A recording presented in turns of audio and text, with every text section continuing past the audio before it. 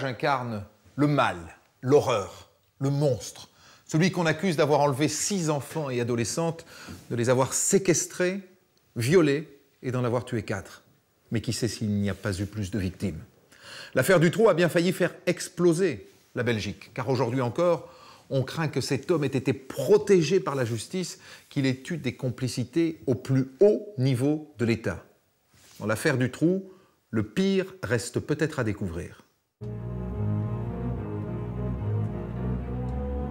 Elles sont vivantes, elles sont cachées quelque part et elles sont probablement en train d'être maltraitées.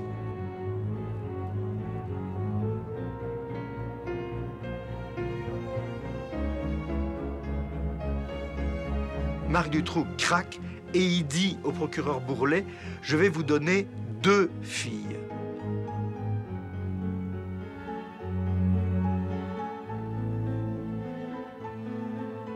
Rien que le fait d'enfermer un enfant dans cet endroit,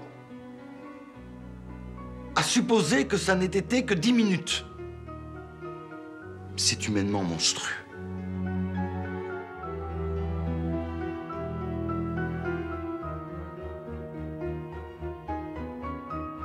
Il y a quelque part un réseau de pédophilie qui, malheureusement, devient presque la seule chance pour eux que leur fillette soit encore vivante.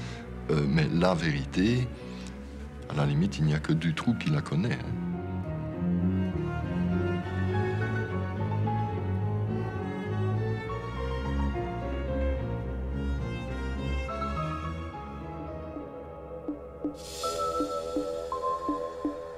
C'est là que tout commence, à Grasse-aux-Lognes, dans la banlieue de Liège, à 150 km de la frontière française. Le 24 juin 1995, une belle journée d'été. C'est le début des vacances et Mélissa joue dans son jardin avec sa copine Julie. Elles ont toutes les deux le même âge, 8 ans. Vers 17 h, les 2 fillettes demandent l'autorisation d'aller près du pont de l'autoroute qui relie Liège à Bruxelles. Elles vont faire coucou aux voitures, comme elles le font de temps en temps. Mais cette fois-ci, elles ne rentrent pas et Karine, la maman de Mélissa, alerte toute sa famille. Karine téléphone le samedi soir, je crois qu'il doit être 6h30, 7h, quelque chose comme ça. C'est Michel, mon mari, qui décroche et Karine explique donc que Mélissa est partie se promener avec sa copine Julie et qu'elle n'est pas rentrée, qu'elle se tracasse. Karine savait très bien où Mélissa partait pour aller se promener, en tout cas au moins une partie du chemin. Donc elle est allée là où Mélissa avait dit qu'elle allait et elle n'a rien trouvé. Donc ça ne ressemblait pas du tout à Mélissa, donc elle a été alertée immédiatement. C'était inquiétant pour elle dès le départ. Un quart d'heure plus tard, les gendarmes sont sur place et ils refont le parcours supposé des fillettes. Sans résultat. Julie et Mélissa ont disparu sans laisser de traces. Mais les enquêteurs sont rassurants. Pour eux, c'est une simple fugue. Les parents n'y croient pas. Quand les enquêteurs ont sous-entendu que c'était plutôt une fugue, ça a été un non catégorique. Jamais de la vie, jamais, jamais, jamais, c'est impensable. C'était une offense pour nous. Pour les parents, c'est impossible, c'est inconcevable. C'était une injure, vraiment, c'était comme une injure de nous dire de leur dire que Mélissa ou Julie auraient pu fuguer. Elles avaient bon vivre, elles étaient bien, elles préparaient une petite fête pour l'école, elles chantaient, elles dansaient, elles étaient souriantes, avenantes.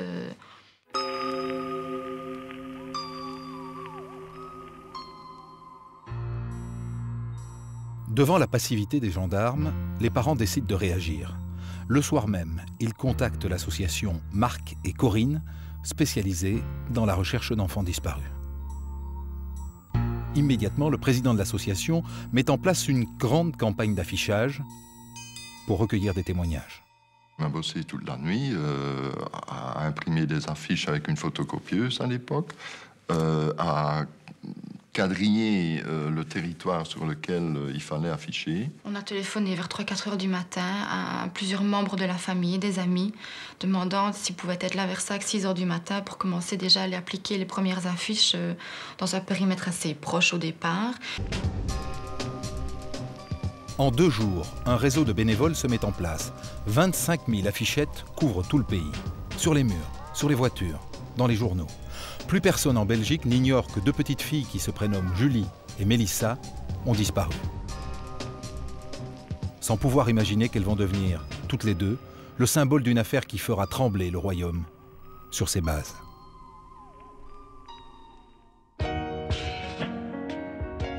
Dès le début, les journalistes José Dessart et Léon Michaud, qui animent l'émission Faits divers, très connue à la télé belge, s'intéressent de près à la disparition des 2 fillettes. Ils sentent que quelque chose ne tourne pas rond et rencontrent les parents. Qu'est-ce qu'ils pensent de l'enquête? Qu'est-ce qu'ils vous disent du travail qui est effectué par les gendarmes à l'époque? Disons qu'effectivement, la gendarmerie arrive assez vite le soir même sur les lieux, mais en ordre dispersé et sans coordination. C'est-à-dire qu'il n'y a pas de périmètre de sécurité, on emploie les chiens pisteurs, mais ils ne partent pas de la maison, on les fait partir directement du pont, là où les petites disaient vouloir aller. Il n'y a pas de descente du parquet d'abord, puis pas de descente du labo de la PJ, on ne relève pas les micro-traces dans la chambre des petites. On ne dit pas aux parents, surtout n'entrez pas dans la chambre pour ne pas, justement, perturber et détériorer les microtraces. Donc, les parents doivent eux-mêmes organiser les premières battues, mais ils ne savent pas contrôler tout le monde. Chez eux, on passe, on va et on vient, et on détruit peut-être des traces. Tout ça manque tout à fait de prise de conscience de l'importance de ce qu'il faut faire à ce moment-là. Lorsqu'il y a un hold-up, la police réagit d'une toute autre façon. Hein. Qu'est-ce qu'ils pensent des gendarmes? Il y a des choses qui les avaient stupéfaits. C'était par exemple qu'ils ont dû prêter un GSM parce que les gendarmes n'en avaient pas, par exemple.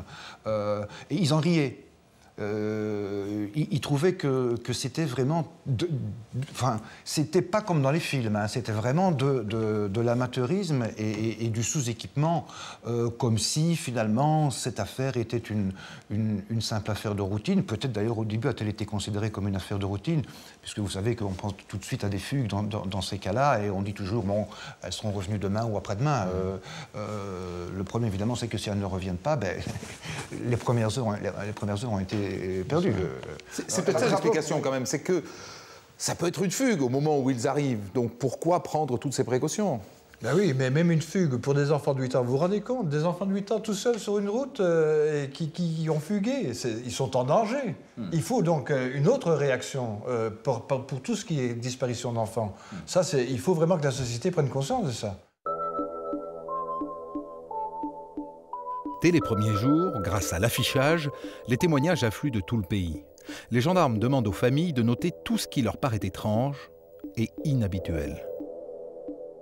Si vous vouliez, tous les matins, on se retrouvait à 9 h du matin avec les enquêteurs et on leur donnait les informations, les renseignements que nous avions eus. On gardait une copie pour nous et on transmettait une copie aux enquêteurs.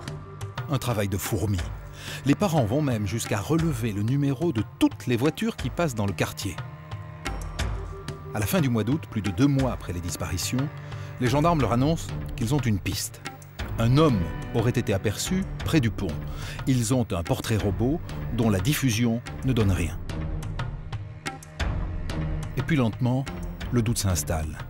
Et si les gendarmes avaient déjà perdu l'espoir de retrouver les fillettes vivantes? C'est à ce moment-là que le journaliste Michel Bouffiou devient le confident des familles. Il assiste aux premiers accrochages entre les parents et les enquêteurs. Dans cette période-là, j'ai rencontré plusieurs fois les parents de Julie et Mélissa. Et je me souviens notamment d'une rencontre. Un soir, je suis arrivé chez eux. Il y avait un enquêteur qui était là, quelqu'un de la police judiciaire de Liège. Et je me souviens que cette personne était un peu moqueuse par rapport à certaines hypothèses qui étaient évoquées par les parents de Julie et Mélissa, qui étaient convaincus que leurs enfants étaient en vie. Et il était très clair qu'au niveau de l'enquête, des autorités judiciaires en général, on était tout à fait dans une autre logique. On pensait, on avait comme a priori que ces enfants devaient être morts le jour même de leur enlèvement, ou très peu de temps après, et que l'enquête, du coup, ne présentait pas le même degré d'urgence. On avait l'impression qu'il cherchait des corps et ils cherchaient d'abord des coupables. Et là, on était en désaccord avec eux parce que nous cherchions les petites et nous étions convaincus qu'elles étaient vivantes. Donc nous cherchions Julie et Mélissa vivantes, eux, ils cherchaient des coupables. Et là, il y avait vraiment un écart, on n'arrivait pas à s'entendre à ce niveau-là. On sentait bien qu'il y avait un décalage entre eux et entre nous. C'est l'incompréhension. Et les familles découvrent que l'enquête est peut-être victime de rivalités policières. On s'est bien rendu compte qu'il y avait des tensions entre les enquêteurs parce qu'il y avait d'une part la gendarmerie, il y avait d'une part la police communale, il y avait la BSR, donc la brigade spéciale de recherche, et puis il y avait le parquet. Et on se rendait compte que quand on donnait l'information à l'un, les autres ne l'avaient pas. Alors que, logiquement, on avait eu très tôt une réunion et un enquêteur, un agent en tout cas de la BSR nous avait expliqué, nous on centralise tout, mais on travaille ensemble évidemment. À Liège, pour superviser l'affaire, la juge d'Outreau a nommé un homme de la PJ, le commissaire Lamoque. Mais sur le terrain, ce sont des gendarmes qui mènent l'enquête. Cette rivalité entre police et gendarmerie est l'une des clés de l'affaire Dutroux.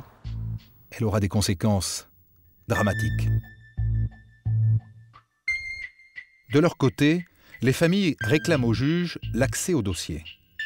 La juge Martine Dutroux le leur refuse. Le juge d'instruction n'a jamais voulu communiquer le moindre renseignement aux parents de Julie et Mélissa. Et très rapidement, ça a tourné à l'aigre, en fait, avec des remarques du genre « Vous savez, ce n'est pas mon seul dossier, j'ai beaucoup de travail. » Mais les parents insistent. Et à la fin de l'été, la juge finit par les recevoir. Un jour, la juge d'instruction leur a dit « Bon, vous voulez savoir quel type d'informations il y a dans ce dossier ? Eh bien, je vais vous donner un exemple. » Et elle a lu une lettre qui avait été envoyée par un témoin anonyme et qui décrivait les circonstances dans lesquelles Julie et Mélissa étaient soi-disant mortes. Et donc, comment les corps avaient été mutilés, comment elles avaient été violées, etc. On sait aujourd'hui que c'était du vent, que c'était une fausse piste. Mais donc, le seul document qui a été révélé par la juge d'instruction à l'époque aux parents de Julie et Mélissa, c'était un document de ce type-là. Donc, en fait, pour les dégoûter. D'un côté, les familles, de l'autre, la justice. Le dialogue est rompu. Alors, le 13 septembre 1995, les parents décident d'alerter l'opinion dans la célèbre émission de télévision de José Dessart et Léon Michaud. Ce que vous attendez maintenant, c'est en fait quoi? C'est que ce dossier soit considéré comme un dossier prioritaire, et c'est d'avoir un minimum d'informations sur le dossier, sur l'état de l'enquête. Voilà, tout à fait. C'est ce qu'on voudrait, oui, c'est connaître un peu ce qui se passe, voir si l'enquête avance ou pas. Parce qu'on ne sait rien. On a besoin de réponses, on a besoin de participer. Nous autres, c'est nos filles. C'est pas les filles à l'État, c'est pas les filles de l'instruction, c'est nos filles.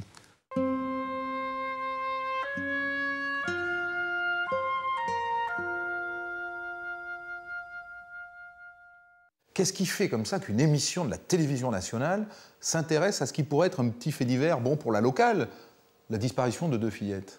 Léon Michaud. Je pense qu'il faut se remettre un peu dans l'état d'esprit de l'époque. Les fillettes disparaissent au mois de juin.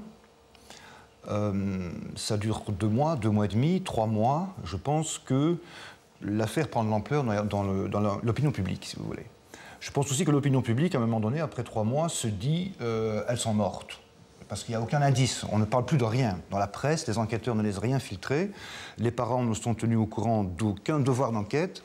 Et donc, on a l'impression, si vous voulez, que c'est fini. Que c'est fini. Et puis bon, là, nous, on se dit tout de même, on ne peut pas rester dans un état d'esprit tel que celui-là. Il faut essayer de comprendre pourquoi il y a ce silence, finalement. D'où notre idée de mettre face à face à la fois les parents et, de l'autre côté, les représentants de la police et les représentants de la justice. Quand vous rencontrez les parents de Julie et Mélissa, dans quel état d'esprit est-ce qu'ils sont? Il y a quelque chose de tout à fait extraordinaire qui transparaît dans la préparation de cette émission et dans cette émission elle-même, dans le débat. C'est qu'il y a une conviction profonde chez les parents qui va, je pense, emporter tout, une conviction profonde, nos fillettes sont vivantes.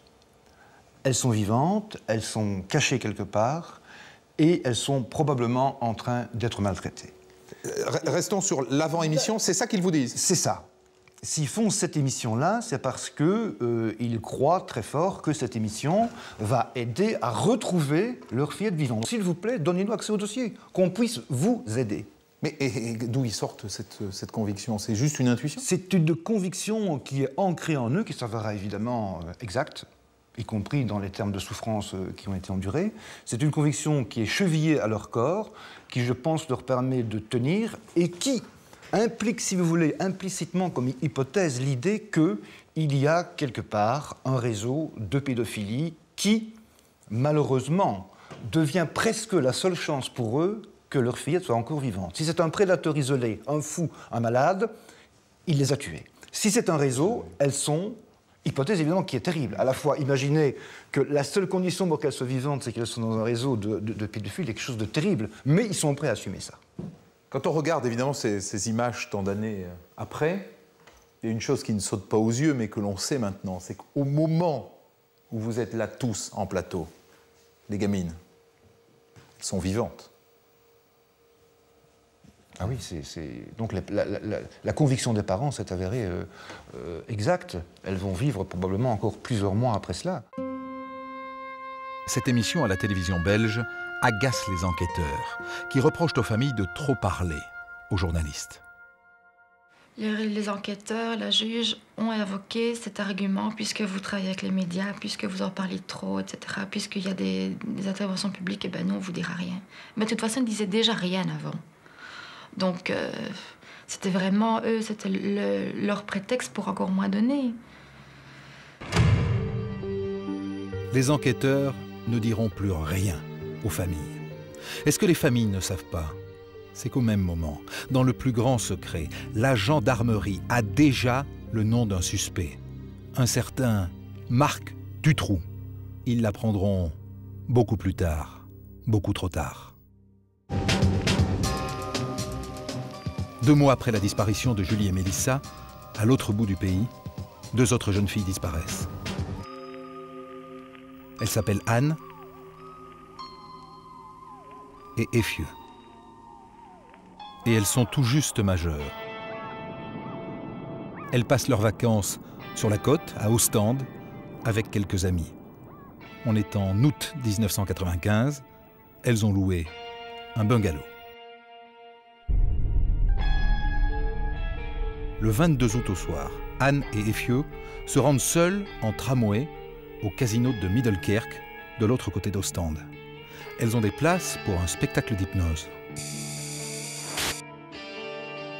Pendant le spectacle, elles sont invitées sur scène. Sur la vidéo tournée ce soir-là, on peut voir Effieux en débardeur et Anne vêtue de jaune, hypnotisée par le magicien.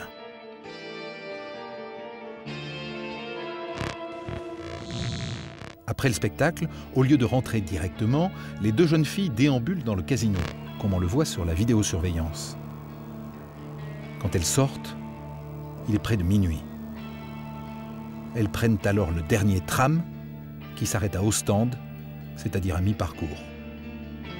Arrivées au terminus, elles sont aperçues une dernière fois à proximité de la gare.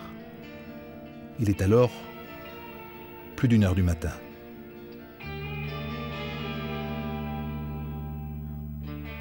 Quelques instants plus tard, Anne et Effieux disparaissent. Le lendemain, prévenus par des amis qui ne les ont pas vus revenir au bungalow, le père de Anne alerte la police locale. Mais les policiers goguenards refusent d'enregistrer la plainte. Ils rient un peu sur ça. Ils disent, mais ici, il y a beaucoup de disparitions et certainement, ils sont dans un lit avec un garçon quelque part. Ils vous ont dit ça? Oui. Oui. Ils ont dit ça aussi aux amis. Et les amis ont répondu à ce moment, immédiatement, ils ont répondu, mais c'est pas possible parce que Anne et aussi Effieux, ils ont tous les 2 un copain. Donc, c'est pas possible qu'ils font comme ça. Et la police a répondu, moi je suis marié. Et il a ri comme ça. Et il voulait dire que c'est possible. Ça n'est que le 6 septembre, soit 15 jours plus tard, qu'un juge d'instruction est enfin nommé, presque par hasard. Les gendarmes ou les enquêteurs voulaient faire des écoutes téléphoniques du poste de M. Marchal pour enregistrer un éventuel appel significatif. Et quand il a dit, ben oui, ok, ça va de soi, pourquoi pas. Enfin, je suis un peu surpris, mais enfin, pourquoi pas, si ça peut aider. Oui, mais alors, ont-ils ajouté, ce sera à vos frais. Alors il a dit, oui, mais il ne faut pas rire quand même, là, vous poussez le bouchon. Et pourquoi est-ce que ce sera à mes frais? Parce que pour que ce ne soit pas à vos frais, il faut désigner un juge d'instruction. Alors il a dit, ben alors désignez. La police interroge quelques témoins. Les dunes sont ratissées. En vain. Nous sommes 2 mois après la disparition de Julie et Mélissa et personne ne fait encore le lien entre les 2 affaires. À ce moment-là, personne ne fait le rapprochement, en tout cas au niveau des médias, entre ces disparitions successives. Les policiers non plus ne feront pas le lien. L'enquête s'enlise et la disparition de Anne et Effieux tombe dans l'oubli.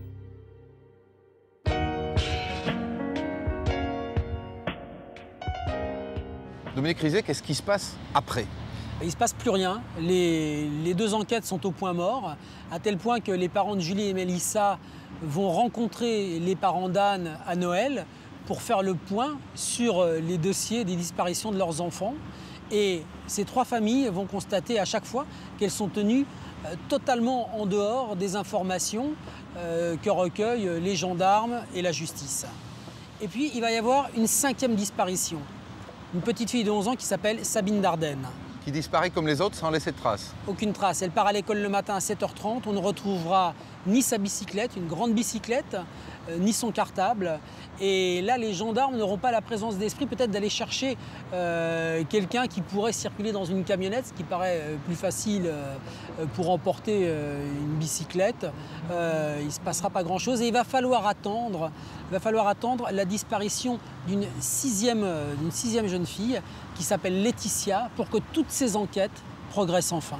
La petite Laetitia, 14 ans, n'a plus été revue depuis hier soir alors qu'elle quittait la piscine du complexe sportif de Bertry en compagnie d'une de ses amies. Les parents ont entamé seuls les recherches avant d'entamer la gendarmerie, mais les battues entreprises jusqu'ici n'ont toujours pas permis de retrouver la trace de la jeune fille. Les enquêteurs semblent privilégier l'hypothèse d'un enlèvement plutôt que celle d'une fugue. Olivier Nederland. C'est hier soir que la jeune Laetitia a été vue pour la dernière fois. Vers 21h, elle quitte le centre sportif de Bertry et prévient une amie qu'elle rentre chez elle. Laetitia n'habite qu'à quelques centaines de mètres, mais elle n'arrivera jamais au domicile familial. Est-ce qu'une fugue est possible? Pour moi, non. Non, ce n'est pas la fille à fuguer, ni que... Toujours dans le coin avec les enfants, non. Pour moi, non. On me l'a enlevée, pour moi, on me l'a enlevée. Laetitia a disparu comme les autres. Mais cette fois, tout va très vite. Beaucoup plus vite que lors des disparitions précédentes. Dès le lendemain, le dossier est confié à la justice, au procureur Bourlet et au juge Conrod de Neufchâteau. Ces 2 hommes vont devenir les héros de toute la Belgique. D'emblée, Bourlet et Conrod mettent les grands moyens. Ils prennent cette disparition très au sérieux. Hélas, nous voudrions privilégier une piste qui tiendrait compte d'une disparition à la suite d'une humeur de la gamine, mais ce n'est en tout cas pas établi, c'est ça qui est alarmant. Nous ne négligeons rien. Mais hélas, je crois pouvoir dire que pour l'instant, la piste de la fugue n'est absolument pas à prendre en considération pour l'instant.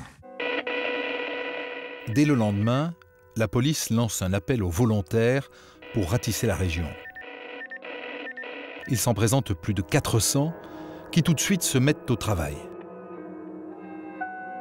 Philippe Collin, un journaliste local, était avec eux.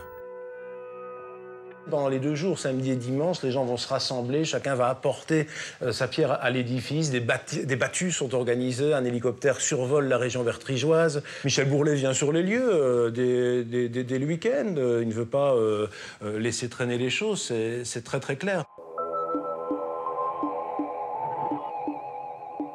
Ça va vite et c'est plutôt payant.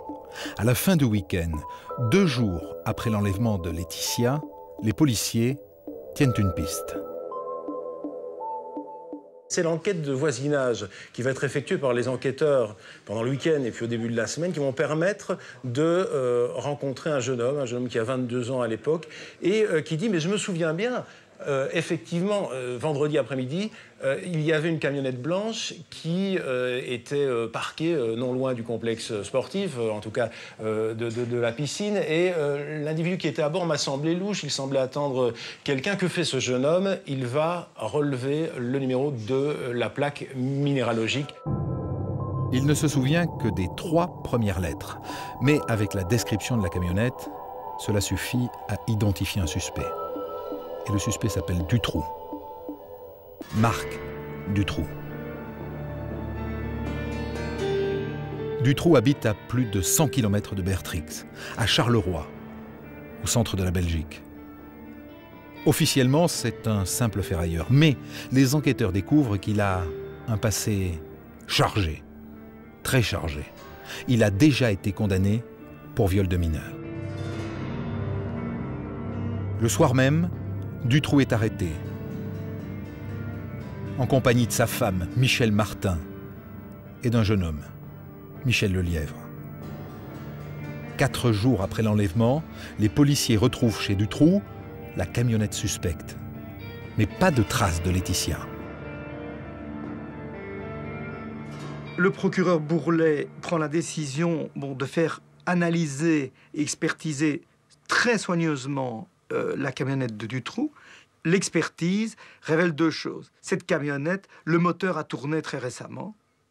1. Deuxièmement, un chien policier est amené. On lui a fait renifler les sous-vêtements ou des vêtements de la jeune fille qui avait été enlevée. Et dès qu'il entre dans la camionnette de Dutroux, il commence à manifester qu'effectivement, il retrouve l'odeur. Donc, on peut être sûr que Laetitia a donc été enlevée dans cette camionnette. Mais Dutroux est en garde à vue et il ne craque pas. Ce n'est pas lui qui a enlevé Laetitia. Dutroux va reconnaître qu'il était bel et bien à Bertry le jour de l'enlèvement, qu'il a rencontré cette jeune fille Laetitia, mais il va inventer tout un scénario en disant que c'était une jeune fille qui était en rupture avec sa famille, qu'il a essayé de la consoler, etc. Et qu'il l'a laissé repartir et qu'après, il est rentré. Les policiers changent alors de stratégie. Ils mettent la pression sur le jeune homme arrêté avec Dutroux, Michel Lelièvre, car celui-ci a un point faible. Il est toxicomane et privé de sa drogue, en pleine crise de manque, il avoue l'enlèvement de Laetitia et balance Marc Dutroux. Et là, Dutroux ne peut plus nier. Oui, il a bien enlevé et séquestré Laetitia, mais à la surprise des enquêteurs, il ne s'arrête pas là. Le premier séisme, il est là. C'est qu'à un certain moment, Marc Dutroux craque et il dit au procureur Bourlet « Je vais vous donner 2 filles ». La deuxième, c'est Sabine Dardenne, celle qui avait disparu à Tournai 2 mois plus tôt. Les enquêteurs retournent immédiatement chez Dutroux et quelques heures plus tard... J'ai l'immense plaisir de vous annoncer que nous avons retrouvé saine et sauve Laetitia, mais aussi Sabine. C'était évidemment une surprise énorme, mais la joie en a été d'autant plus grande. Alors qu'à Liège, l'enquête sur la disparition de Julie et Mélissa piétine depuis plus d'1 an, ici, à Neufchâteau, Bourlet et Conroth n'ont mis que 6 jours pour retrouver Laetitia et Sabine. Ce jeudi 15 août 1996, le retour des fillettes dans leur famille se déroule dans une ambiance de liesse populaire. Ce soir-là, la Belgique fête la fin du cauchemar. En espérant que ça n'arrive plus. Personne ne soupçonne encore que l'affaire Dutroux ne fait que commencer.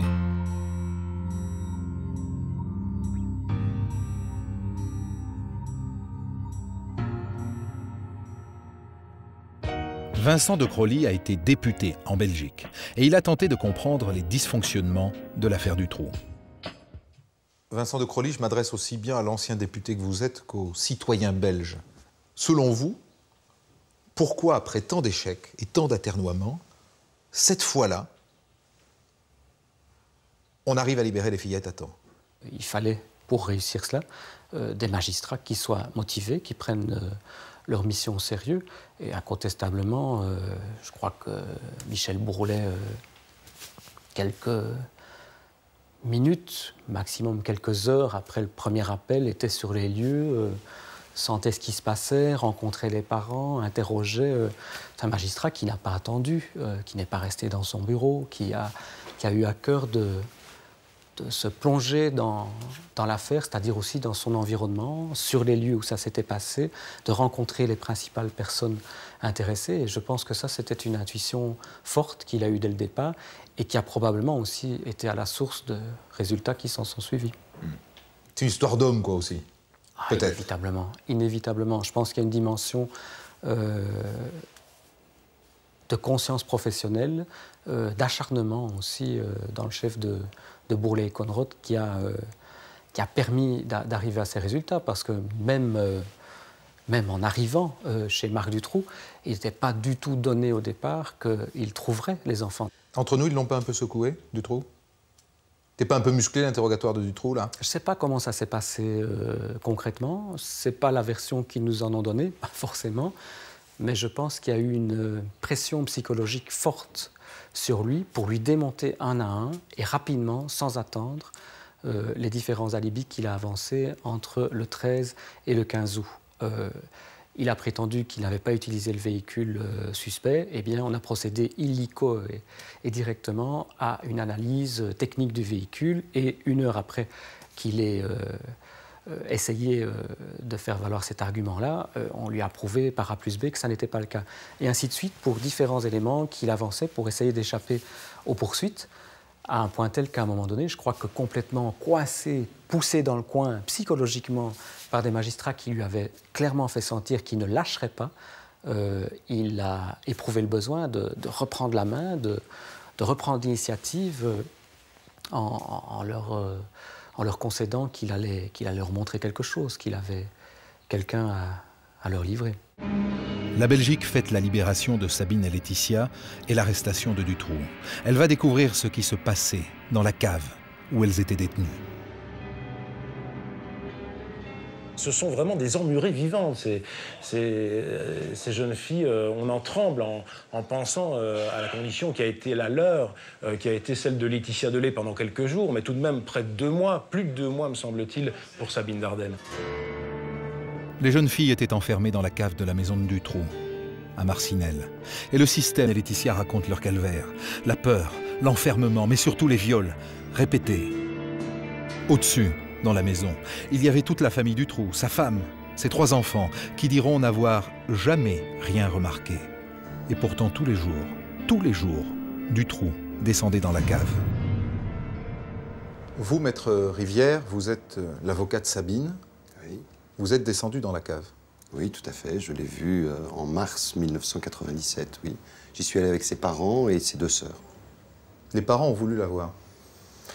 Les autorités ont proposé aux parents de la voir. Ils ont souhaité le voir pour se rendre compte. Et on s'est rendu compte de quelque chose que nous n'aurions jamais pu imaginer si nous l'avions vu de nos yeux vus, manifestement, oui. C'est-à-dire?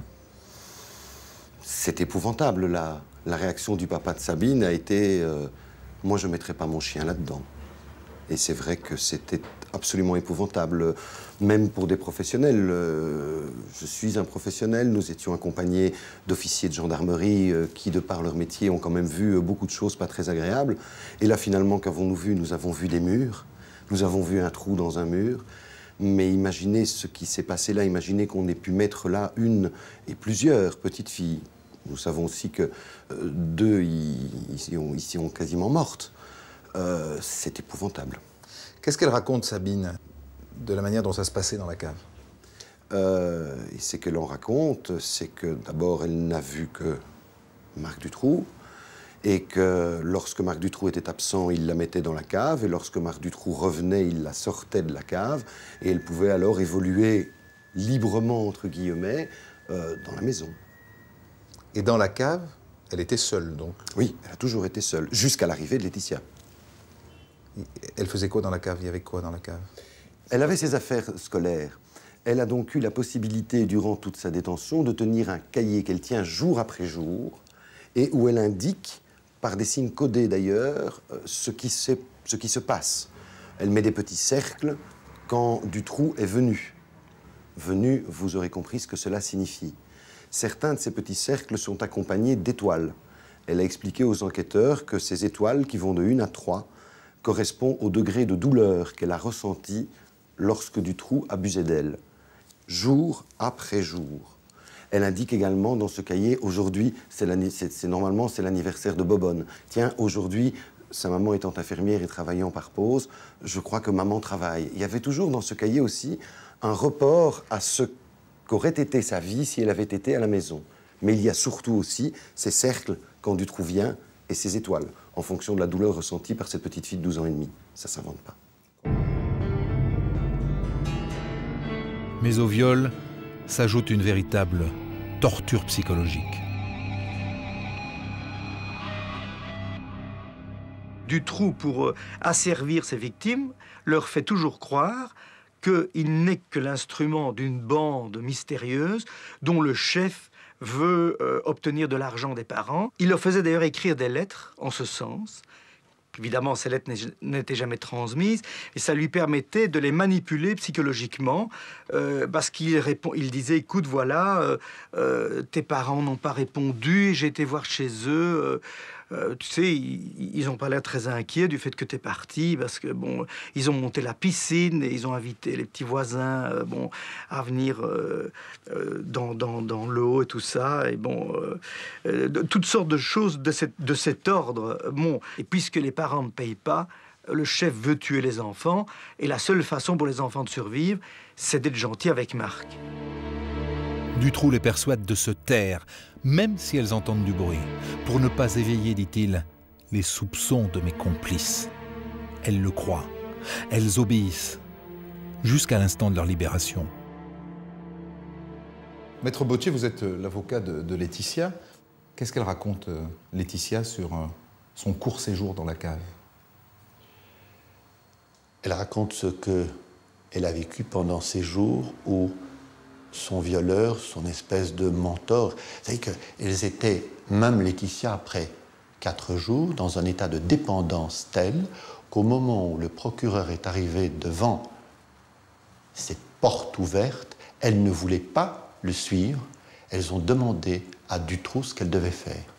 Donc, même en 4 jours et demi, Sabine, évidemment, est restée plus longtemps, même en 4 jours et demi, le système était à ce point bien rodé, que tout le monde connaît, qui fréquente les milieux de la prostitution.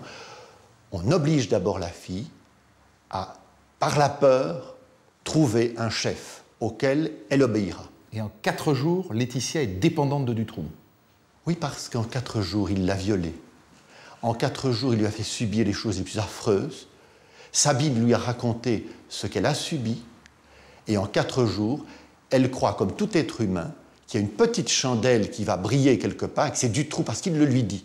Dutroux lui dit « Je suis le plus gentil. Au-dessus, il y a encore un chef plus dégoûtant. » Et donc, cet enfant va croire que la seule piste possible, c'est peut-être d'être gentil avec Dutroux. Parce que sinon, c'est pire. Vous savez, mais excuse-moi, je ne sais pas ce qui est pire de ce qu'a vécu Sabine, de ce qu'a vécu Laetitia. Je crois qu'elles seront évidemment abîmées à jamais, parce que ce qu'on leur a fait subir, ce que la cour d'assises verra, ce que les jurés verront, ce que le public verra, pour moi est insoutenable. Je ne peux pas lire ce dossier.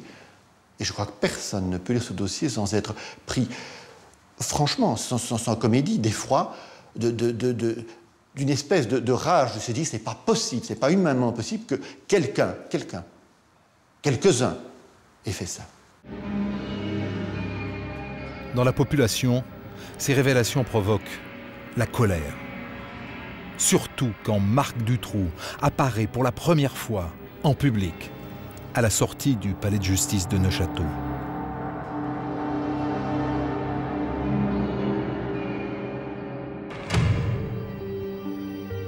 Le 17 août, Dutroux, sous la pression des policiers, fait une autre révélation.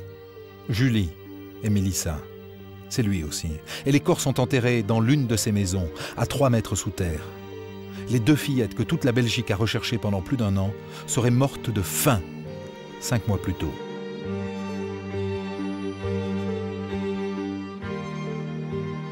Et effectivement, les corps sont là, sous la terre. Et à côté, un autre cadavre, un adulte, le corps de Bernard Weinstein, un ancien complice, sans doute assassiné par Dutroux. Mais Dutroux ne s'arrête pas là. 3 jours plus tard, lui et le lièvre avouent l'enlèvement de Anne et Effieux. Alors on se remet à creuser dans le jardin de son complice Weinstein et on retrouve 2 corps enterrés. Les jeunes filles seraient mortes depuis près d'1 an.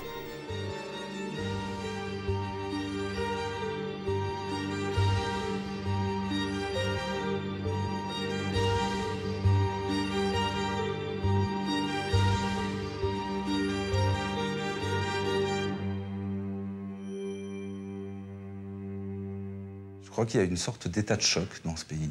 Quand on a montré ces images de ces enfants sortant de la cage, puis après qu'on a dit qu'on avait retrouvé Julie et Mélissa enterrées comme dans le jardin du Trou, et puis après qu'on a découvert que Anne et Effieux, leurs ossements avaient été mis en dessous d'une dalle de béton près de chez un complice du Trou, je crois qu'on peut parler d'état de choc. Le 22 août, à Liège, les Belges se recueillent derrière les parents de Julie et Mélissa. C'est la télévision qui organise les funérailles des 2 fillettes, retransmises en direct. Pendant les obsèques, le pays tout entier observe une minute de silence.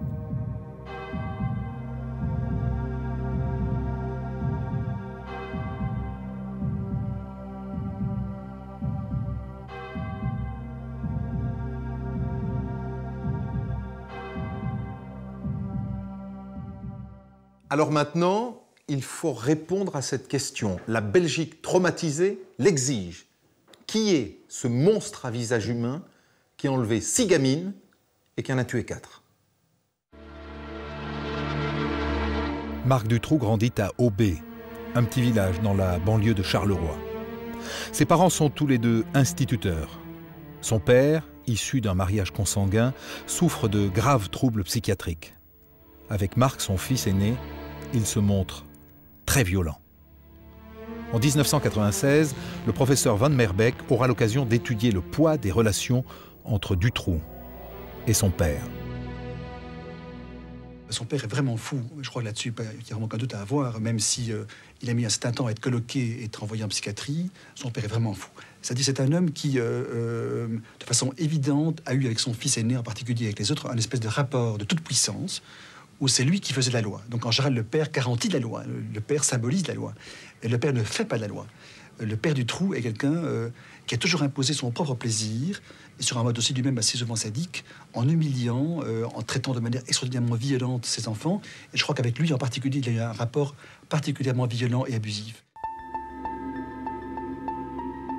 Dutroux a 14 ans quand ses parents divorcent.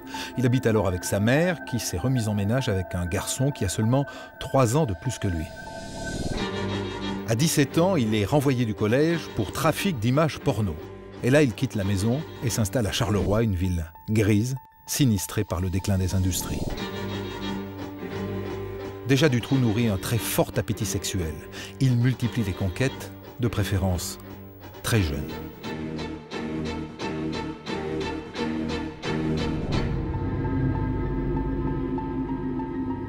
En 83, après un premier mariage dont il aura 2 enfants, Dutroux rencontre Michel Martin, sa future femme et surtout sa future complice. Avec elle, il aura 3 autres fils.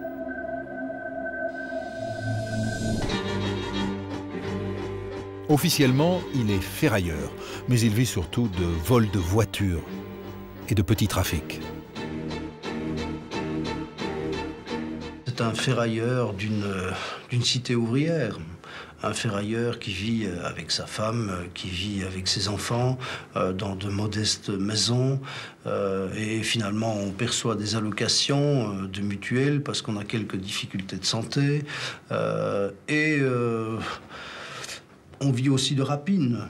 Dutroux n'est pas un caïd reconnu dans le milieu comme étant vraiment un truand, pas du tout. C'est un petit voleur de rien du tout qui n'a aucune envergure. Avec l'argent de ses trafics, il achète de petites maisons, des taudis, 6 au total, situés dans des quartiers populaires de Charleroi. C'est là qu'il entrepose les objets volés. Mais derrière le délinquant pointe déjà le pervers. 1985. Dutroux a 29 ans et en un an, dans la région de Charleroi, il enlève et viole 5 jeunes filles. La plus âgée, Céline, a 19 ans. La plus jeune, Laurence, n'a que 11 ans. Et déjà, il a une technique. 8 juin 85, par exemple, fin de journée, Laurence sort de la piscine, à Gilly, près de Charleroi. Sur le parking, Dutroux, accompagné d'un complice, a repéré sa proie. Laurence s'est fâchée avec ses copines, elle rentre seule chez elle. Ils la suivent en voiture et, arrivé à sa hauteur, il la kidnappe et lui colle du sparadrap sur les yeux. Puis il l'emmène dans un garage désaffecté. Dutroux la viole et l'oblige à poser pour des photos pornographiques.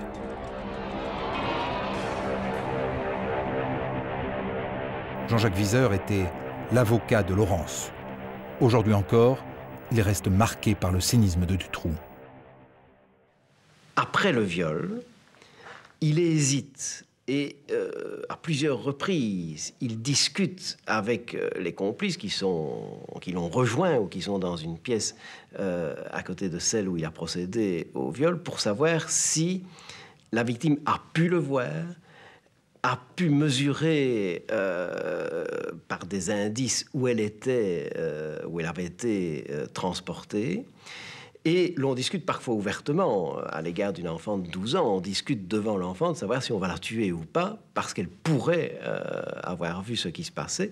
Mais à l'époque, Dutroux prend chaque fois la décision de ne pas tuer, mais d'aller abandonner la jeune fille à proximité de l'endroit où elle a été enlevée.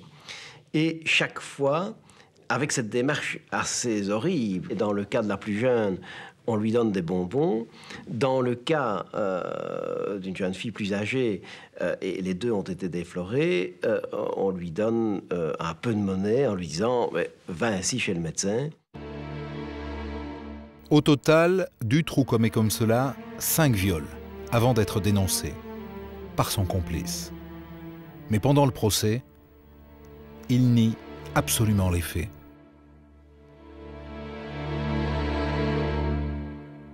Il donne l'impression à tous ceux qui ont participé à ce premier procès d'être un être vraiment totalement cynique, méprisant la vie d'autrui, méprisant la personne d'autrui, et beaucoup plus préoccupé par sa situation et les problèmes qu'il ressent dans sa situation que par la gravité des faits. Et ça, ce sont des faits qui marquent et qui permettent, 10 ans, 20 ans après, de se dire que l'on a eu le sentiment de rencontrer une forme de l'horreur absolue.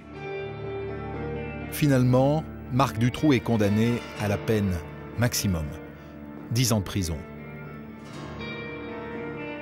En détention, il écrit des dizaines de lettres aux juges et à ses avocats. Il se pose en victime injustement condamnée. Alors, après 6 années de prison, il est libéré, malgré l'avis du procureur qui reste horrifié par la gravité des faits. Maître Nicaise était à l'époque l'avocate de Marc Dutroux. Le ministère de la Justice, en fonction de la gravité des faits, ou du caractère moins grave de certains faits, portait la détention jusqu'à pratiquement la moitié de la peine. Et donc, je dirais que son dossier a été suivi comme l'étaient tous les dossiers de l'époque, sans traitement ni de faveur, ni de traitement particulièrement sévère à son égard. C'était, pour ce type de dossier, une issue et un cours normal. Dutroux est libre. Et de sa première condamnation, il retiendra qu'il ne faut jamais laisser de victime vivante. Là, on est en 1992. Dutroux a été condamné pour ses premiers viols. Il a purgé une partie de sa peine. Il est libéré en conditionnel. Il va enlever Julie et Mélissa en 1995, c'est-à-dire 3 ans plus tard. 92-95, qu'est-ce qui va se passer pendant ces 3 années? Est-ce qu'il va se tenir tranquille? Non. En fait, je crois qu'on peut dire que Marc Dutroux ne s'est jamais véritablement tenu tranquille. En 92, il sort de prison. Au mois de novembre, quelques mois plus tard, à Charleroi, à la patinoire, il va se livrer à des attouchements sexuels sur des fillettes. Il est arrêté par la police, il est interrogé, et puis on le relâche, sans se soucier, sans essayer de savoir, d'en savoir un peu plus sur la personnalité de cet homme. Il n'y a personne qui fait le lien entre son passé et puis ses attouchements à la piscine? Il y a une personne qui sait.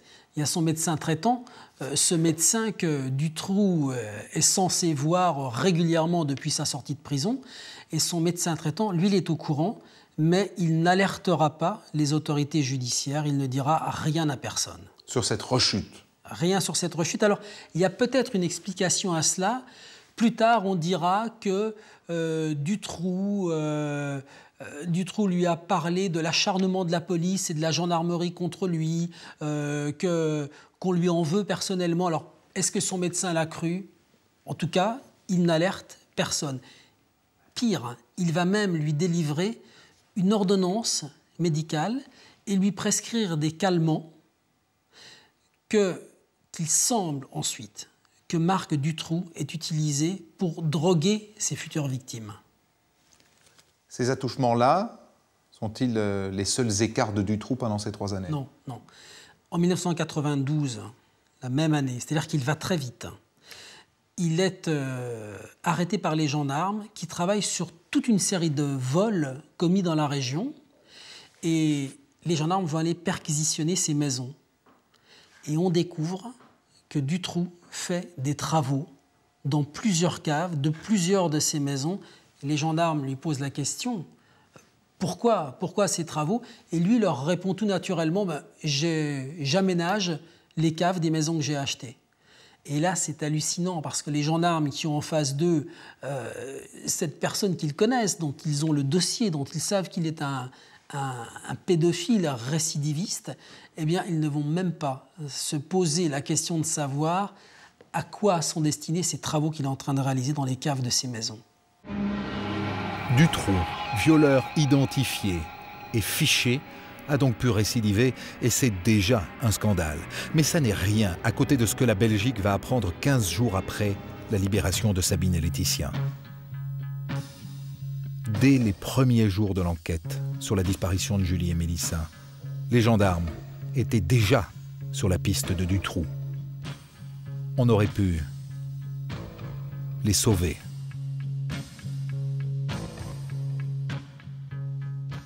Dès le 7 juillet donc 95, moins de 15 jours donc après ce qui est un enlèvement en définitive, même si on ne sait toujours pas qui l'aurait commis, le nom de Dutroux part de Charleroi vers la cellule de Grassologne. C'est dire que tous les éléments sont réunis, puisque Charleroi, c'est effectivement là qu'il sévit, et Grassologne, c'est effectivement là qu'on cherche Julie et Mélissa.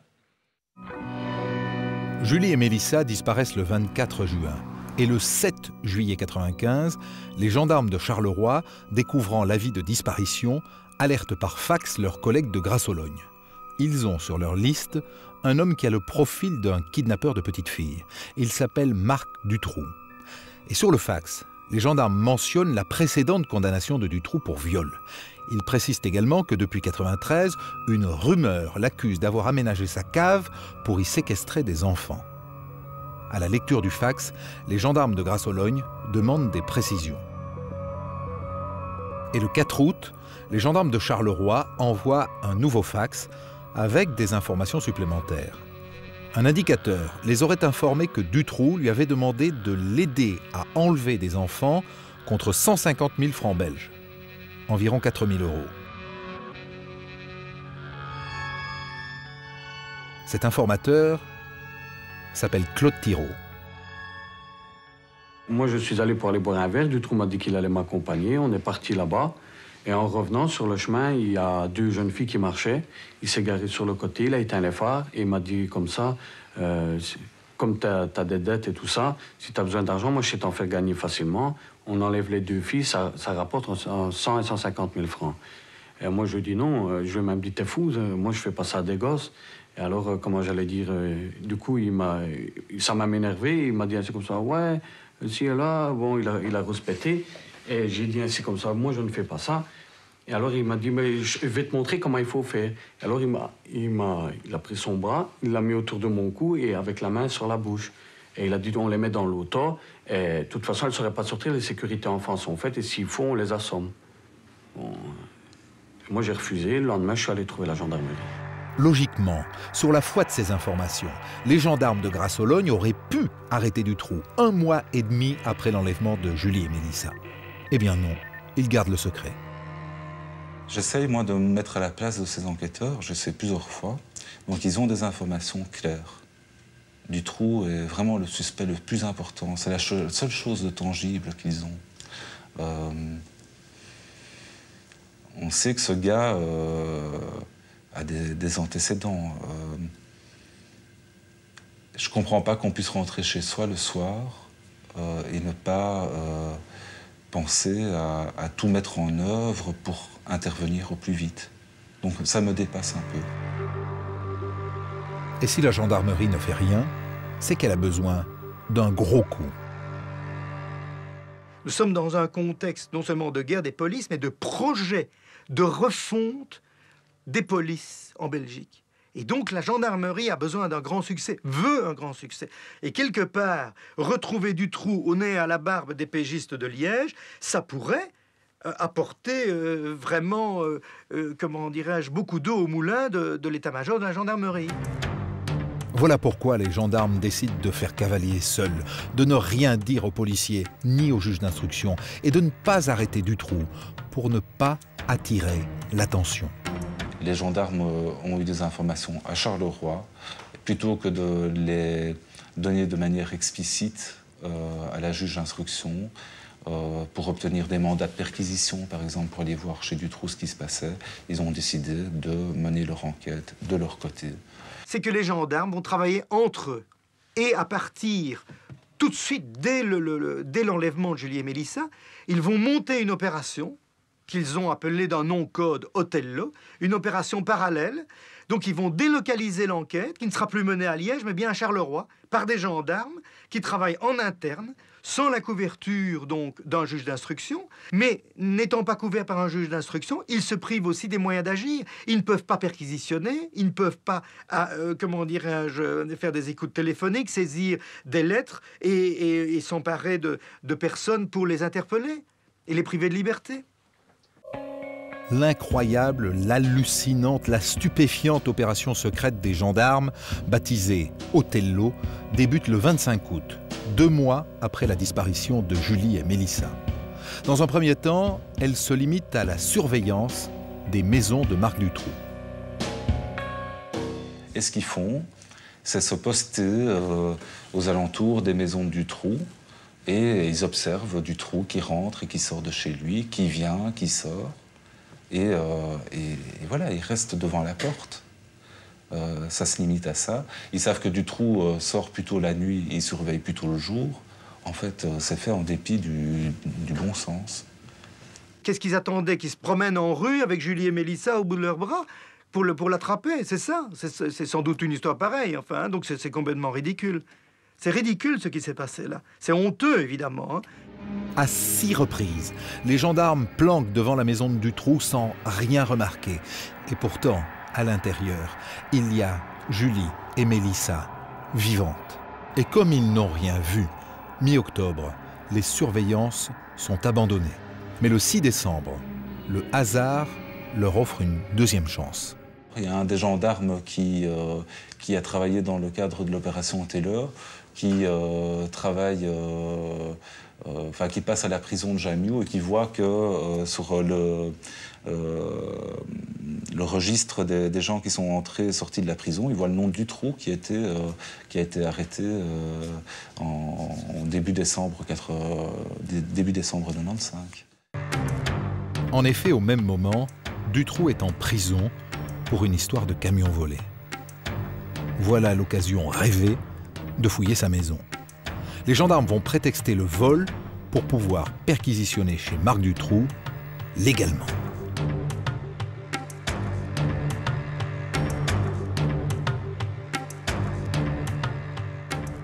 Donc, si vous voulez, ils détournent un mandat de perquisition de son véritable but. Ils utilisent un mandat de perquisition qui a été fait parce qu'on veut, soi-disant, aller chercher chez Dutroux les preuves du vol du camion, mais en fait, on y va là pour essayer de voir si on ne retrouverait pas une trace du passage des petites filles, ou les petites filles elles-mêmes, qui sait. Le 12 décembre 95, les gendarmes fouillent donc enfin la maison de Marcinelle. Et dans la cave, ils ne remarquent rien. Et pourtant, ils passent juste à côté de la cachette où Julie et Mélissa sont enfermées depuis plus de 5 mois.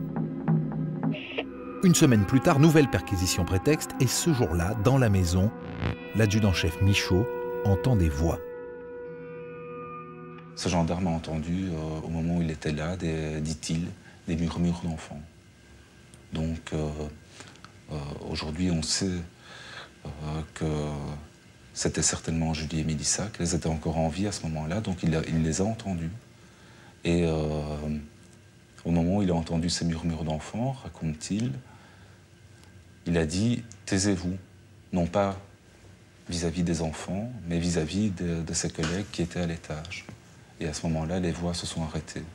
De deux choses l'une, ou bien il se dit « bon, elles sont là, et je prends un marteau-pic et je défonce tout le bazar, mais je vais les retrouver », seulement il n'a pas le droit d'être là pour ça. Ou bien il se dit, tiens, c'est peut-être des gosses qui jouent dans la rue, et puis c'est tout. Eh bien, l'adjudant-chef Michaud ne fait rien. Et pourtant, dans la maison, il trouve un instrument de gynécologie, du chloroforme et la cassette vidéo d'un reportage sur la disparition de Julie et Mélissa. Ces informations ne sont évidemment pas communiquées à la juge d'instruction Martine Doutreau. Le 25 juillet 1996, l'hallucinante opération Othello est suspendue. Quand la situation a été, je veux dire, élucidée ou expliquée, on a vu qu'il y avait là réellement une faillite de l'ensemble du système, tant policier que judiciaire dans le pays. Ben là, on en veut à la justice. C'est clair. On se dit, s'ils avaient fait leur boulot convenablement, on n'en serait pas là. Ça confirme ce qu'on avait dit. On avait raison de se dire qu'ils nous cachent des choses. Ils savaient et ils n'ont pas fait. La Belgique trahie par ses gendarmes.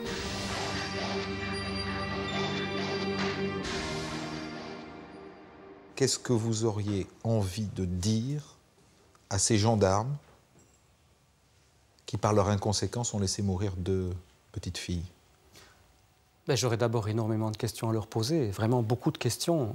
La principale étant, mais enfin, vous aviez une occasion en or, pratiquement sur un plateau, dès 2 mois à tout casser après l'enlèvement de Julie et Mélissa pour arrêter celui qui les avait enlevés. Vous le soupçonniez lourdement dès août 96 d'être à l'origine de cet enlèvement. Et puis, il a fallu un an, où manifestement vous avez tourné autour du pot avant que vous ne passiez à l'action. Je ne comprends pas. Et je ne comprends toujours pas. Il y a une explication. La première, c'est Il y a des dysfonctionnements dans la gendarmerie à l'époque. Et puis il y a une rivalité avec la police. Ça vous satisfait, ça? Il y a certainement une composante liée à ce genre de facteurs de rivalité. Mais précisément, la rivalité devait justement les stimuler, les amener à arrêter Marc Dutroux et à l'arrêter beaucoup plus tôt, peut-être encore à sauver Julie et Mélissa. Donc les explications par les rivalités, moi, ne m'ont jamais convaincu qu'à moitié. Il pourrait y avoir des protections politiques. Des gens qui disent aux gendarmes, pousse pas plus loin, il n'y a rien à chercher. C'est une des hypothèses sur lesquelles nous avons énormément de questions en Belgique. Vous dites protection politique, c'est peut-être un raccourci. Vous savez, les protections, elles peuvent être de différents ordres, y compris privées, y compris policières, judiciaires. Et effectivement, lorsque vous avez, à partir d'une affaire, qui est ici une affaire d'enlèvement d'enfants, des éléments de trafic d'armes, des éléments de trafic de papier, des éléments de traite des êtres humains, des éléments de trafic de voitures de luxe, de vol de camions, de toutes sortes de choses de ce genre-là, eh bien, il y a là des indications qu'on n'est pas simplement face à un petit malfrat paumé, mais qu'il y a peut-être derrière ou autour de lui d'autres personnes, d'autres personnalités, et quelque chose qui fait davantage système qu'une criminalité au sens commun du terme. L'autre version, plus simple, c'est que les gendarmes ont voulu pousser leur avantage plus loin, jusqu'à avoir des certitudes. Et puis un jour, ils descendent à la cave et puis ils ne tirent pas sur le bon bout de fer qui ne leur libère pas la bonne porte, qui ne leur donne pas l'accès aux petites filles. Et puis voilà, juste la faiblesse d'homme. Oh, elle a dû intervenir, mais 12 mois, c'est un peu long pour une faiblesse aussi grave. 12 mois, c'est un peu long, d'autant qu'on va me dire, mais on devait le prendre en flagrant délit, ça aurait permis de boucler un dossier plus solide, ça aurait permis d'avoir des preuves beaucoup plus probantes, certes, mais justement, après Julie et Mélissa, Marc Dutroux et ses complices ont encore fait des enlèvements. Ils ont enlevé encore 4 enfants ou jeunes filles après ces deux-là. Et donc, les occasions, je vais dire qu'elles se sont malheureusement multipliées. Et dans chaque cas, une nouvelle fois, je dois dire que le plateau de la balance a penché dans le mauvais sens. Depuis l'arrestation de Marc Dutroux, le procureur Bourlet et le juge Conroth ont récupéré l'ensemble du dossier Dutroux et on met à leur disposition une centaine d'enquêteurs de plus. L'enjeu, c'est de savoir si derrière le monstre ne se cachent pas des complices. Tout le monde cherchait une explication, tout le monde aussi voulait une punition exemplaire pour les gens qui étaient responsables de cet état de choses, mais tout de suite aussi, l'idée était qu'il n'était pas possible que quelque chose d'aussi horrible se passe sans qu'il n'y ait une organisation derrière tout ça. C'était peut-être trop simple d'imaginer qu'une seule personne pouvait se comporter comme un monstre. Et si Dutroux n'était qu'un pion au cœur d'un vaste réseau pédophile? La question se pose car 4 jours après l'arrestation de Marc Dutroux, on arrête Michel Nioul, un Bruxellois de 54 ans. Les policiers se sont aperçus qu'il a passé de nombreux coups de fil à Dutroux avant et après l'enlèvement de Laetitia. Interrogé, il reconnaît avoir rencontré Dutroux par l'intermédiaire de Michel Lelièvre, mais dit-il, il devait réparer ma voiture. Mais quand les Belges découvrent le visage patibulaire de Michel Nioul, pour eux, il n'y a aucun doute, cet homme à la tête de l'emploi. Alors, Nioul, je pense que c'est plutôt le personnage ou le visage de ce personnage qui va être perçu par l'opinion publique. Quelle est-elle, cette image? Eh bien, c'est celle d'un homme qui a les traits bouffis, qui est mal rasé, quelqu'un qui finalement vient de vivre des heures et des heures d'interrogatoire, donc qui n'est pas prêt, parce que Nioul dans la vie porte costume cravate, et puis là on voit un individu qui est sale, dans les yeux duquel certains lisent le vice, et c'est un petit peu la première image qu'on aura de Nioul, bien sûr, qui sera ainsi publiée, véhiculée par les médias. Les photos qu'on montre de lui à ce moment-là sont particulièrement, comment dirais-je, adaptées à l'image qu'on peut se faire d'un individu de cet acabit. Le délit de sale gueule, ça existe, et bien là, ça existe. En plus, Nioul a déjà été condamné, il y a 20 ans, pour escroquerie. Et il a une réputation sulfureuse.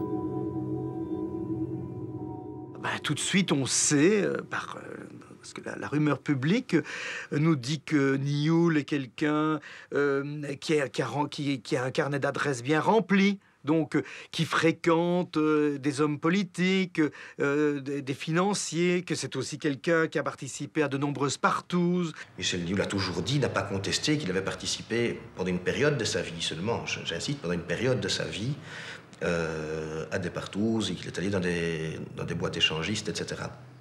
Et de cela, on dit oui, il a rencontré X, Y et Z. Il vous répondrait probablement à ma place que d'habitude, dans ce genre de circonstances, on ne se balade pas avec un paquet de cartes de visite, mais c'est vrai qu'il connaissait du monde, c'est vrai qu'il connaissait du monde dans le milieu associatif, c'est vrai qu'il connaissait beaucoup de gens à Bruxelles, aussi bien dans le milieu des affaires que dans le milieu politique. Les fameuses partouzes, Nioul les organise dans ce café qu'il a acheté en 1982, mais aussi dans ce château aux environs de Bruxelles. Partouzeur au carnet d'adresses bien rempli, il pourrait être le chef d'un réseau pédophile alimenté par Marc Dutroux.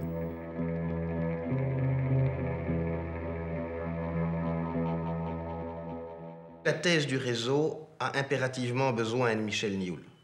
S'il n'y a pas Michel Nioul, on a un fait isolé. Dutroux, la complicité de Lelièvre, peut-être celle de Michel Martin, et on s'arrête là. L'hypothèse du réseau ne tient que par Michel Nioul. Si on sort celui-ci, il n'y a plus de réseau. C'est la seule personne qui pouvait jouer ce rôle de lien entre les exécutants et un éventuel réseau, puisqu'il avait peut-être les éventuels clients de par ses mœurs, puisqu'il avait peut-être les éventuelles protections, puisqu'ils avaient peut-être les éventuelles connaissances.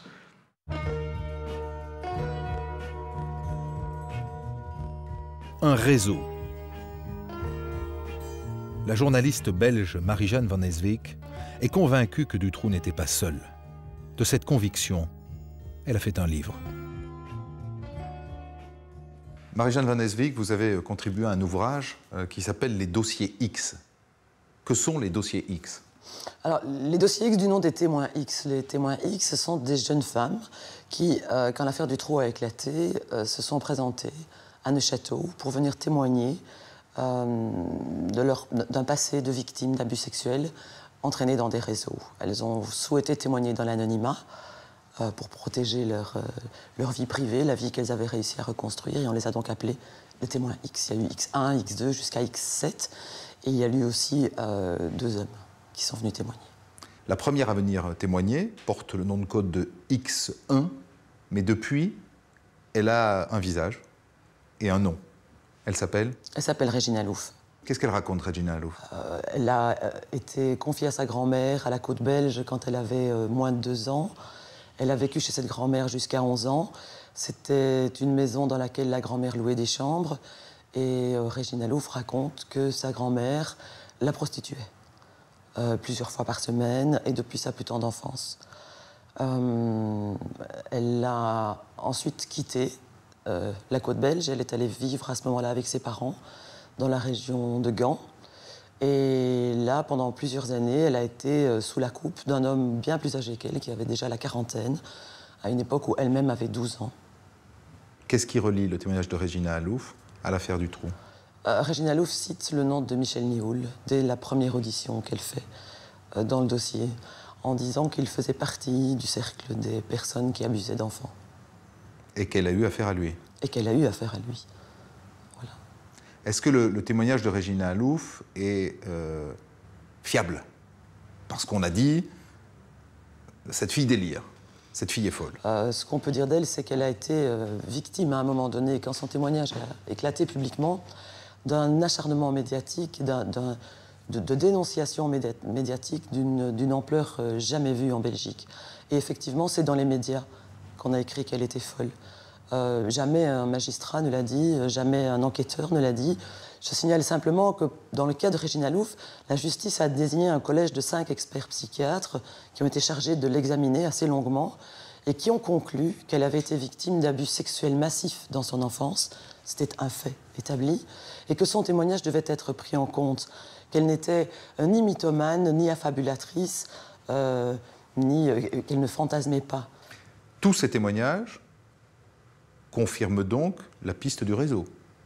Tous ces témoignages confirment la piste du réseau. On sait qu'il y a des camps en Belgique qui se sont divisés sur ce problème, L'un parle de Marc Dutroux, son épouse Michel Martin, son complice Michel Lelièvre, dans un petit noyau qui agirait seul.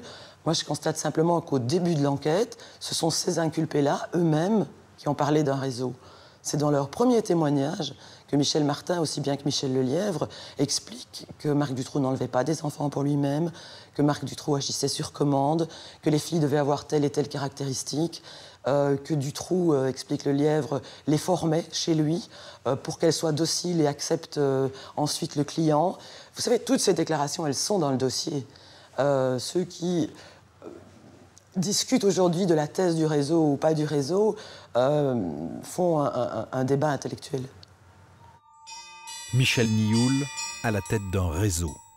L'idée fait son chemin dans l'opinion belge.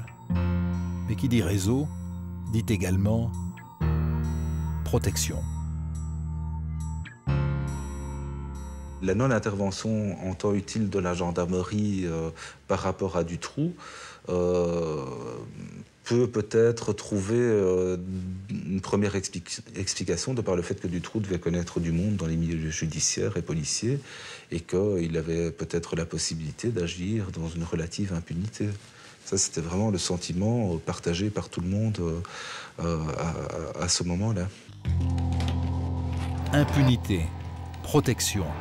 Mais alors qui? Pendant des semaines, les médias entretiennent un climat général de suspicion, basé sur la rumeur. À chaque jour, sa révélation.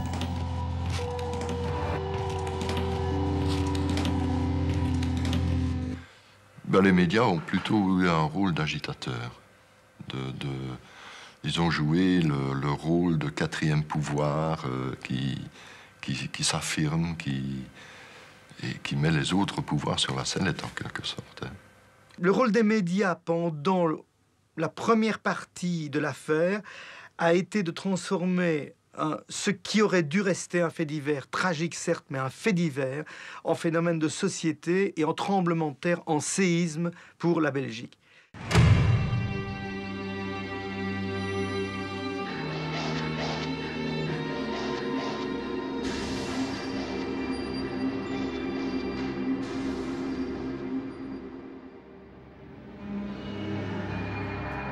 Le 14 octobre 1996, nouveau coup de tonnerre.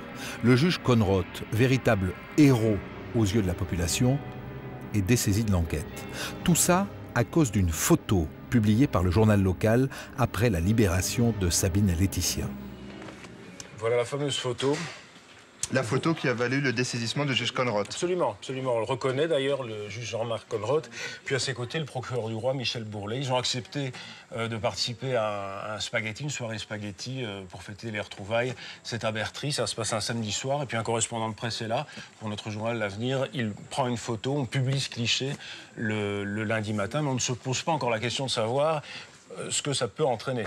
Vous imaginiez les conséquences que cette photo aurait? Absolument pas. Absolument pas. Et le dimanche soir, j'étais ici de permanence à la rédaction. On a choisi ce cliché avec le rédacteur en chef. Et le lendemain, on s'en est voulu de ne pas avoir posé la question nous-mêmes. C'est-à-dire, un juge d'instruction qui instruit à charge, mais aussi à décharge, peut-il être présent à un souper organisé par de futures parties civiles? Et c'est le cas, naturellement, ici. Car il est vrai qu'à l'origine, ce dîner, organisé en soutien à Sabine et Laetitia, n'était qu'un petit événement local, en apparence très anodin. Mais quand l'avocat de Marc Dutroux découvre cette photo, il y voit évidemment le signe que le juge Conrot a perdu sa neutralité. Je me retrouve un bon matin avec à la une d'un journal régional, l'annonce qu'il avait participé à un souper dont les profits, donc avec M. Bourlet, et dont les profits étaient réservés à financer la défense des intérêts des parties civiles. Autrement dit, voilà un juge d'instruction qui rehaussait de sa présence une soirée, en assurait, compte tenu de sa popularité de l'époque, la réussite, donc la rentabilité, et les bénéfices étaient affectés à la défense des parties civiles. Mais moi, j'ai raisonné comme ça. Voilà un juge d'instruction qui participait aux frais de défense de mon adversaire. Bon, ça, c'est inconcevable. Mon confrère Julien Pierre a pris sa décision, nous l'avons prise également. Et on a décidé de faire une requête en suspicion légitime en se disant, voilà, le juge d'instruction Conrot n'a plus la distance requise pour continuer à mener cette enquête. quand le 14 octobre, la Cour de cassation rend son verdict, les Belges descendent dans la rue pour crier leur révolte. Il est environ 16 heures, les 500 à 600 personnes massées devant le palais de justice de Bruxelles apprennent la décision de la Cour de cassation. Huées, sifflements, cris de haine, les réactions sont très vives. Je voudrais dire que je trouve mesquin et monstrueux qu'on ait vendu un homme pour un plat de spaghettis. Dans l'esprit de pas mal de gens ici, elle devient de se rendre complice. Et elle vient aujourd'hui, elle, la justice, celle qui est là pour nous défendre, faire des nouvelles victimes, les parents. Car la foule était là aussi pour soutenir les parents des enfants disparus. Et quand le papa d'Anne Marshall est sorti du palais de justice, c'était à nouveau la cohue. Mais par après, l'émotion. Julie et Mélissa, la justice a assassiné encore une fois. C'est ça. Non, je dirais simplement que la Cour de cassation et Mme Linkendown soit incompétente ou corrompue. C'est tout ce que je dirais. Avec le dessaisissement du juge Conroth, les familles qui se sont longtemps battues contre l'institution judiciaire ont l'impression de perdre leur principal allié. Et ça, pour moi, ça voulait dire qu'on voulait étouffer tout. Parce que le juge Conroth, il voulait savoir tout. On peut dire que ce sera vraiment le glas qui sonne de nos espoirs. Dans toute la Belgique, des milliers de personnes manifestent en soutien au juge Conroth. Des ouvriers cessent le travail. Des étudiants descendent dans la rue. À Gand, tout le personnel de l'usine Ford défile spontanément. Mais c'est à Liège qu'a lieu la manifestation la plus symbolique. Les pompiers arrosent le palais de justice. Le message est clair, ils veulent nettoyer cette justice en laquelle ils ne croient plus.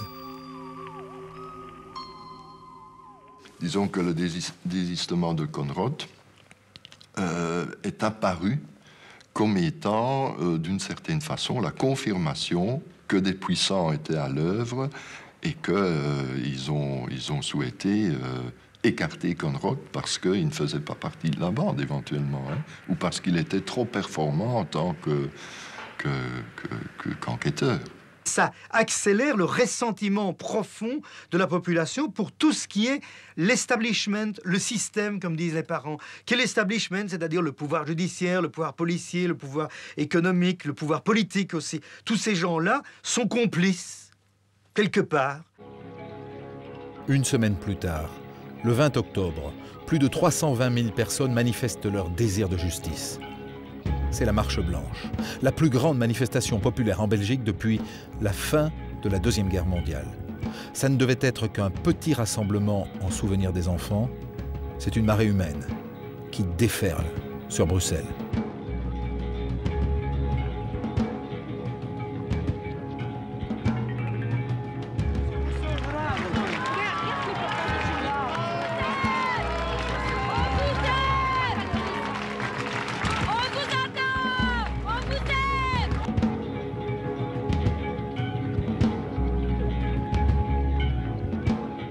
C'est un sentiment comme un roi qui entre dans une ville.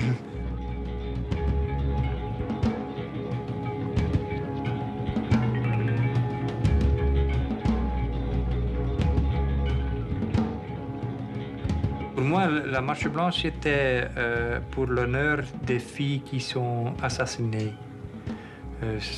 Ça, c'était pour l'honneur pour eux. Et pour moi, c'était la première fois de nouveau que j'ai pu rire de nouveau.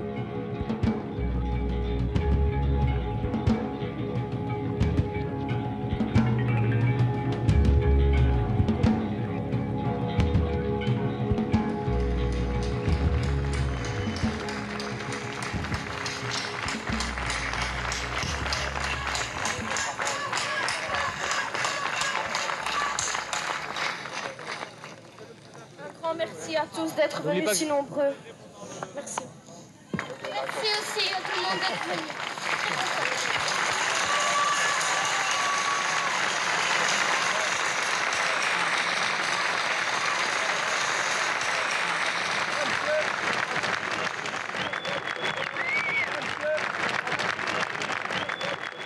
princesse, notre fille, notre enfant sacré. Nous avons cru que l'institution judiciaire était un moyen pour nous y aider. Nous avons dû déchanter. Jusqu'au jour où un juge a décidé de mettre tout en œuvre, mettre toute son énergie, ses moyens physiques, intellectuels et légaux pour traiter vos vies d'enfants, à vous, Laetitia, Sabine, Julie, Mélissa, Anne et Efieux, non comme des dossiers d'instruction habituels, mais comme des dossiers sacrés, sacrés comme vos vies, sacrés comme l'amour, jusqu'au jour où un juge a bien voulu vous considérer comme des princesses à sauver. À partir de ce 20 octobre, l'affaire Dutroux n'est plus un fait divers. C'est une affaire d'État. La marche blanche, vous y étiez? Oui, bien sûr, bien sûr. Pourquoi est-ce que les Belges manifestent comme ça au moment du dessaisissement du juge Conrot? Et je crois que ce qui frappe tous les Belges, c'est le fait que, fondamentalement, ceux qui avaient tergiversé, qui avaient tourné autour de Dutroux pendant 12 longs mois sans passer à l'acte, sans l'arrêter, eux se sortaient d'affaires sans guère même de remarques, de questions autour de leur rôle, en tout cas à cette époque-là, alors que les deux magistrats qui, eux, avaient sauvé des enfants et avaient pu donner une réponse aux questions que les parents posaient à la justice et à la police belge depuis 14 mois, ces deux-là se trouvaient tout d'un coup mis hors jeu, en tout cas l'un d'entre eux, Jean-Marc Conrot, du simple fait d'une participation tout à fait bon enfant à un repas spaghetti. Vous voyez, pour beaucoup de gens, ça paraissait tout à fait anormal qu'un problème de ce type-là en vienne à annuler, à effacer l'action extraordinaire que ce magistrat avait pu conduire et surtout les résultats qu'il avait pu obtenir, à savoir l'arrestation de Marc Dutroux. Même si, vous en conviendrez, l'idée d'aller manger ses spaghettis n'était pas bonne. Oh, c'était peut-être pas la meilleure idée qu'il ait jamais eue, le juge Conrot. Et donc, certes, il était possible de dessaisir Jean-Marc Conrot, mais il était tout aussi possible de considérer que c'était un incident tout à fait marginal, presque banal, en tout cas, d'après les témoignages de certains autres magistrats qui ont osé dire plus tard que, fondamentalement, on avait là peut-être été vraiment chercher la petite bête sur le crâne de Jean-Marc Conrot. Parce qu'au même moment, Bourlet dit « J'irai jusqu'au bout, si on me laisse faire ». Lui laisse entendre qu'il y a quand même de sacrées pressions. Oui, le monde judiciaire, ce n'est pas nouveau, est un monde ultra hiérarchisé, en Belgique comme ailleurs. Et donc je pense qu'au moment où Jean-Marc Conrot est dessaisi, la question se repose à nouveau de savoir si, cette fois-ci, le pouvoir judiciaire va surmonter cette espèce d'inclination qu'il a dans certaines grandes affaires à laisser se terminer les choses en queue de poisson. Le lendemain de la marche blanche, le gouvernement belge réagit. Il crée une commission d'enquête parlementaire pour faire toute la lumière sur le travail de la justice, de la police et de la gendarmerie dans cette affaire. Et grande première, enfin, les familles longtemps ignorées par la justice sont placées au cœur des débats. Le président de cette commission invite les parents à entrer dans l'hémicycle, à quitter les bancs du public et à dire « vous êtes parmi nous, les représentants du peuple ».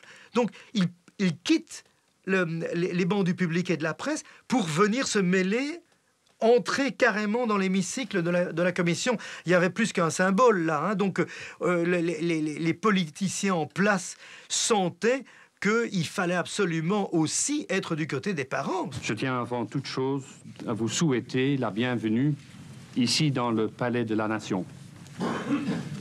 Sachez que vous êtes ici, chez vous. Vous devez donc vous y sentir tout à fait à l'aise et surtout totalement libre. Et pour la première fois, les auditions sont retransmises en direct à la télévision belge. Pendant 2 mois, tous les soirs, la commission va battre tous les records d'audience. C'est devenu une sorte de série télévisée passionnel, on regardait ça plutôt que de regarder les feuilletons habituels. On est dans la télé-réalité, là, à mort, il se passe des choses. On voit le président de la commission qui prend un dossier, qui dit « je vous prends le dossier et nous allons examiner tout ce qu'il y a dans tous vos écrits, etc. » On assiste à une saisie en direct à la télévision. Les gens ont vécu ça d'une manière extraordinairement proche. Je veux dire, les coups de fil que nous recevions, les courriers, les interpellations dans la rue. Quand on était arrêté à un feu rouge, des gens vous interpellaient en disant je vous ai regardé hier soir, il y a encore telle et telle question à poser. Face aux 8 parlementaires, policiers, gendarmes et magistrats doivent s'expliquer, se justifier. Toute la Belgique espère comprendre pourquoi Dutroux n'a pas été arrêté plus tôt et pourquoi Julie, Mélissa, Anne et Effieux n'ont pas été sauvés. Et les parlementaires sont très durs pour ces hommes et ces femmes en charge de l'enquête qui, manifestement, n'ont pas été à la hauteur. Je suis perturbé, je vous le reconnais, tous les deux, parce qu'il y en a un de vous deux qui ne dit pas la réalité et la vérité. Et je me demande si celui ou celle, je ne m'exprime donc pas, se rend bien compte de ce qu'il est en train ou de ce qu'elle est en train de faire. Je peux prendre la parole? Il ne faut pas répondre. Hein. Ça, c'est une question qui va dans votre âme, de vous deux. Et j'espère qu'un jour, on pourra se revoir et se regarder dans les yeux. En 2 mois, la commission interroge plus de 100 personnes, mais il n'y aura aucune révélation sur d'éventuelles protections. L'opinion commence alors à penser qu'on ne connaîtra jamais la vérité. Il y a en tout cas trop de choses qu'on ne sait pas, ce qui permet déjà tout de suite de raviver toutes les polémiques, puisque d'aucuns peuvent légitimement penser que c'est parce qu'on nous les cache, parce qu'on ne les cherche pas, et d'autres rétorquer aussitôt que ça c'est de la légende et que c'est simplement parce qu'on ne peut pas toujours tout trouver et tout expliquer. La Belgique est divisée en deux. Il y a les fondamentalistes pour lesquels il y a des réseaux et des protections, et il y a ceux pour lesquels il n'y en a pas. Alors c'est un peu curieux parce que les fondamentalistes disent que si on n'a rien trouvé depuis 6 ans, c'est bien la preuve qu'il y a des protections. Et les révisionnistes, si je puis dire, disent bah, écoutez, quand on a des moyens pareils qu'on cherche pendant 6 ans et qu'on ne trouve pas, à un moment donné, il faut mettre un terme au fantasme morbide et se dire que si on ne trouve pas, c'est peut-être parce qu'il n'y a rien à trouver. Je crois qu'un jour, on arrivera à une version qui sera globalement satisfaisante. Maintenant, dire qu'on aura la vérité, je dirais bien que dans n'importe quelle affaire, vous n'avez jamais la vérité. Vous avez une vérité judiciaire de laquelle vous vous contentez ou pas. Mais la vérité, à la limite, il n'y a que Dutroux qui la connaît. Hein. Et je ne pense pas que lui, il la dira un jour.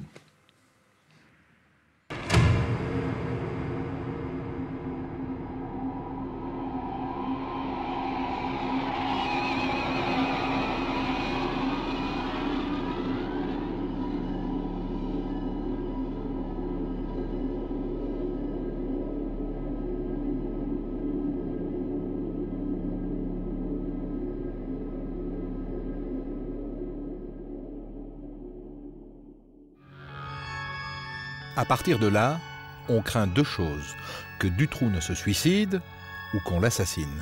On avait négligé une autre possibilité, l'évasion. Ce jour-là, Dutroux est conduit au palais de justice de Neuchâteau pour consulter son dossier. Il est 15h04 et soudain... Madame, Monsieur, bonsoir. Incroyable, l'incroyable s'est produit cet après-midi. Vers 16h, on a en effet appris que Marc Dutroux avait réussi à s'évader du palais de justice de Neuchâteau.